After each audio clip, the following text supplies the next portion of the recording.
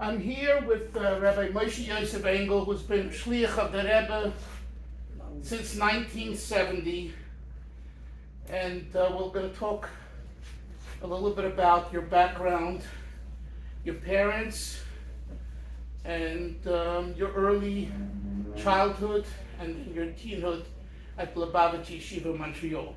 But you should be looking at me while you talk. Go ahead. Begin. Okay, let's see.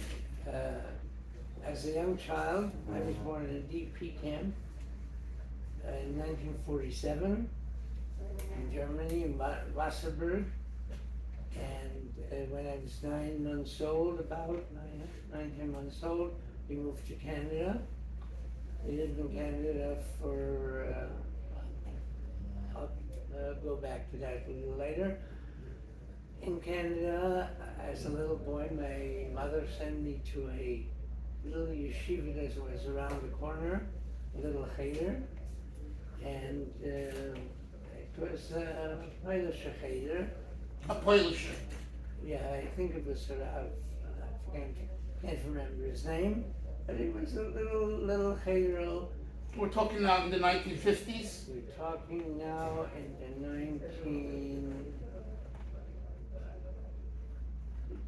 mid-50s. You were born in 1947, I assume, right? Yeah. 46, 47? 47. I was born in 47, and this was like in the 1953, something like that. Right. One day I came home crying, and my mother asked why I'm crying, and I said, "Because the Rabbi touched me." And she asked, "Why did the Rabbi touch you?" I told her it's because I forgot to feed my sisters today.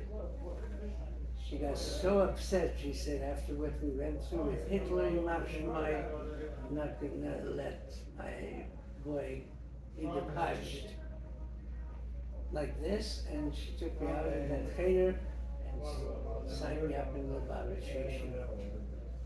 I was like 6 years old. I went through Lubavitch Yeshiva all the way till after bris medrash. Okay, I want to ask, which person or people at Lubavitch Yeshiva did your mother have a connection to at the time? Do you know? She didn't have Rabbi Engel, Rabbi Greenglass? She didn't have any connection with anyone. With anyone? Yeah, Rabbi Finkelstock was the principal. Right. For sure she didn't have connection with Rabbi Greenglass. For sure because Rabbi Greenglass came into my life later when I was a yeshiva bar. Right. And he was a mashpia. Right. Okay, continue. So you went to the Here I yeshiva went- as a little boy. Yeshiva as a little boy, and as a little boy and a little troublemaker. I mean, were you a troublemaker, or are you just saying that to No, be I cute? was a little bit of a troublemaker because when I was about, I'm going to guess, 9 or 10 years old, 9 years old, I used to love playing hockey. And we used to play hockey in the schoolyard, not on ice, just on Concrete, yeah.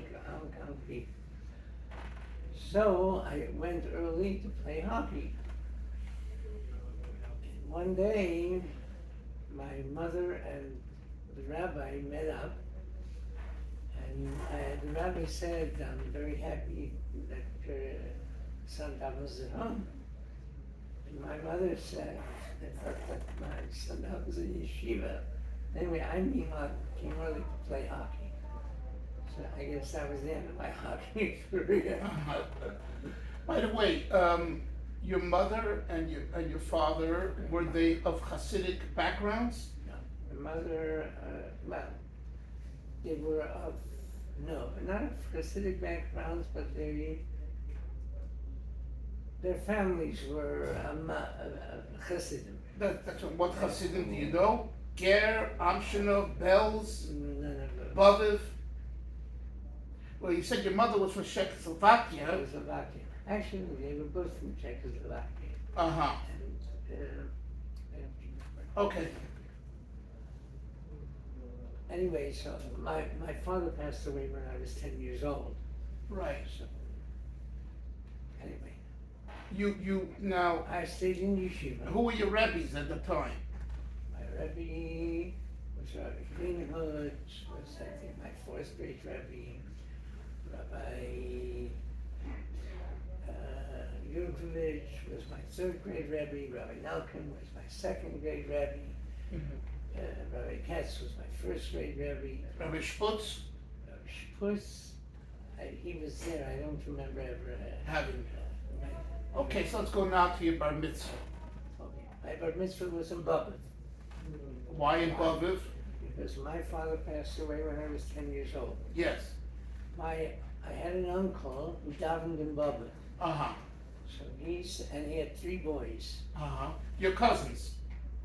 My cousins. Well, they weren't 3. We called them uncles. They wasn't relatives. Relatives, okay. And so he said that I should come every Shabbos to shul and daven with him. Uh-huh. So I became his 4th boy, so to speak. Uh-huh.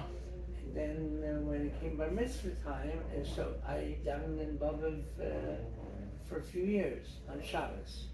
How did you like that? It was good. It was good. It was friendly. My uncle was very, very nice to me, and Did the Baba Rebbe or Shlomo ever visit Montreal during those years? not that I remember. Okay. Do you remember when the Satmar Rebbe came to Montreal? I remember hearing about it. I don't remember if I interacted in any way. Okay. I do remember when what's his name? He came later. He lived in Crown Heights for a little Oh, while. the Skoleta Rebbe. The Skoleta Rebbe came to Montreal, and Friday night, I remember Friday night, he davened in Lubavitch Yeshiva, and I davened there that night, and I just remember him teaching us a song. Sisi v'simchi kimeon, not matas nachliel, I don't remember the words, but I remember he taught that song. And he made a tish? This Rebbe made a tish? You don't know. If he made a dish, I wasn't there. Right. This is when you were already a teenager? This was when I was bar mitzvah. Bar mitzvah, okay. Before mitzvah. Well, I had my bar mitzvah in Bubba, even though I learned in Lubavitch Yeshiva, because there was another boy that had bar mitzvah the same day. Uh-huh. And he was In Lubavitch Yeshiva, so you were in Baba. and I was always, every Shabbos I was in Bubba. So How far was the walk, one to the other? Very close. A block and a half, 2 blocks. Okay. 2 blocks, something like that. What else would you like to know? So when you became bar mitzvah, then 14 to 15, you became more of a serious student in learning? Yeah, number 1, I became a little frummer, because our house wasn't really frum. In other words, I remember my father waking me up in the morning and saying, Gibor Kari, Yeah, you give a kari. Yeah. Rotz kasvi, give a Gus kari. Kazvi, Gibor Kari, get up. That I remember. I went with my father to shul every Shabbos, and that shul wasn't a government shul, it was, I remember what it was, I can't remember the name of it. It was a Siddish shul. So your father, he went to Shul Shabbos, but he was frum. We went to shul Shabbos. Ah, I understand. In other words, at home, laughed after, we didn't watch television or things like that, but every Shabbos morning I went to shul. Mhm. Before my father. But he and your mother, in Europe, they were frum, and you don't know? I don't know. Okay. They were definitely from Lach. Yeah, I understand. But Whether they were fully Shem Shabbos, and I don't you don't know. Okay. So you became more frum as you became a teenager. You went into yeshiva. Right. And little by little, I absorbed the yeshiva life. Right. And I And by the way, were you able? Did you impact your mother and your sister at home from your lifestyle at the time or not? I don't remember. I know that at a certain point, my sister was going to public school. And we moved to New York, and I got her registered in a Beis Yaakov school. In Williamsburg. And it was Esther Schoenfeld Beis Yaakov. Uh-huh. And then they asked me how I was going to pay for it. I didn't even think of paying. I wanted to register. So I came back to Crown Heights. I went to Rabbi Hecht's office, Rabbi J.J. Hecht. And I told him, this is my dilemma. I want my sister to go to Jewish school. I never thought about money, and I was a kid, you know. So he said, I'll take care of it. And the next day he called me and said she's in school. Beautiful. What happened, I'm not sure. I assume that he undertook to pay for it. Right. But let's say when you came home from the yeshiva, did you trust the kashrus at home? Yeah, we kept kosher because around my house there were 3 kosher bakeries, 4 kosher butchers, and a bunch of, we lived in a very Jewish neighborhood. Right. Park Avenue? Park Place? Near Park Avenue. Right. Yeshiva was on Park Avenue. Right. So we lived in a very Jewish neighborhood, and we kept kosher. I don't know how strict and how strict. Right. Okay. I do remember one incident that was a little bit sad for me. That was, I came home from shul one day. My father was not with me, I'm not sure why. And I came home and I rang the bell.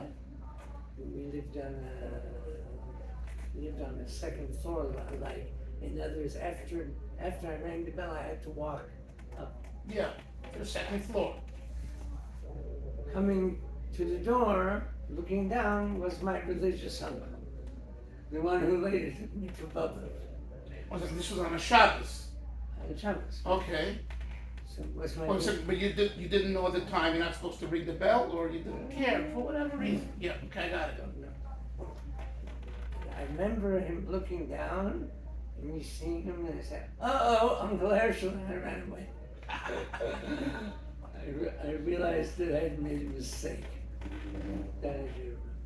And that was Uncle Herschel who I davened with for years. So would you say that your Uncle Herschel had a big impact on you during those years? No question about it. He and his children and his, actually, he used to come out to California. It was a Hasidic Kehillah in Palm Desert or something. So he used to come out to California once a year. Oh. And every time when I heard he's coming out, I went to Palm Springs to visit him, just Right. because of gratitude. Right. And his last name was Engel too? No, his name is Carmel.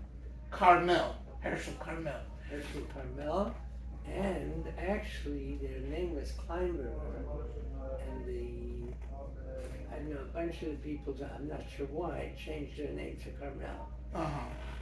Like my uncle's brother, his brother was Carmel in Far Rockaway. Uh-huh. He owned a take-home food store. That's where your mother moved over. She had moved to Far Rockaway. That's where she worked. Right. But was Herschel Carmel above a chassid? No. Herschel Carmel was a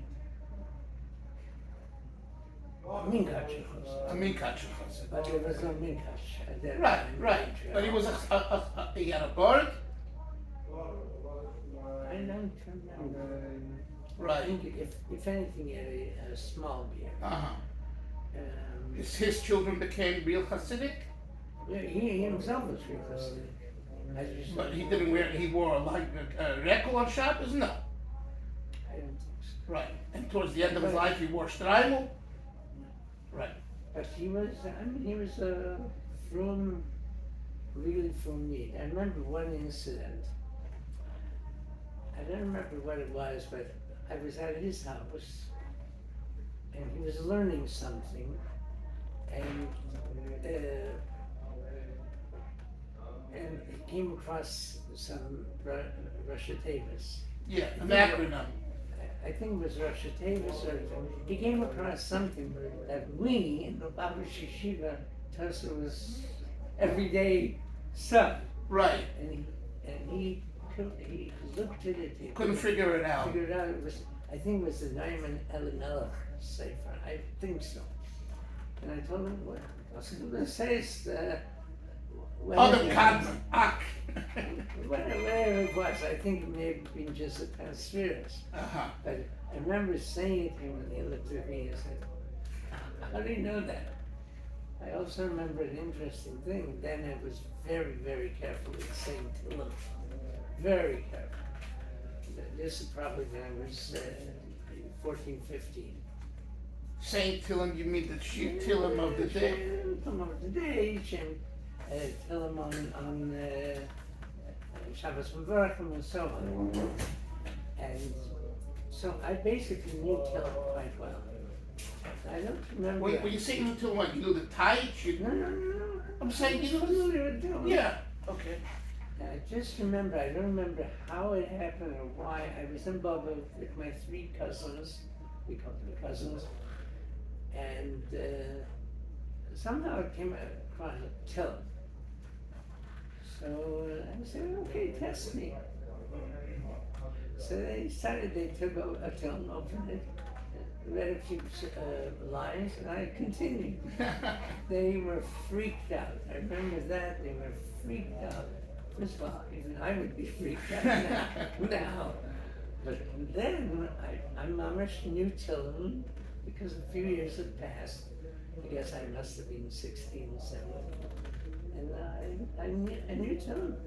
Right. Okay, I want to stop now.